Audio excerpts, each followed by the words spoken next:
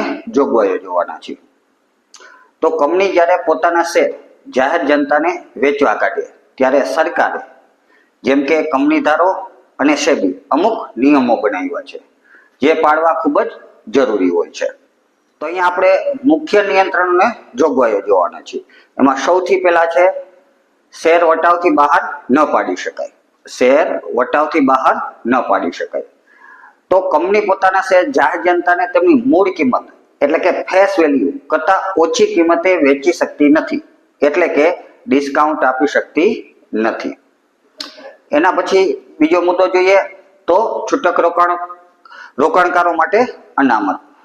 તો કંપનીએ જાહેરપણામાં બહાર પડેલા કુલ શેર પૈકી ઓછામાં ઓછા 10% શેર નાના રોકાણકારો જેમ કે આપણા જેવા સામાન્ય લોકો માટે 10% અલગ રાખવા પડે છે।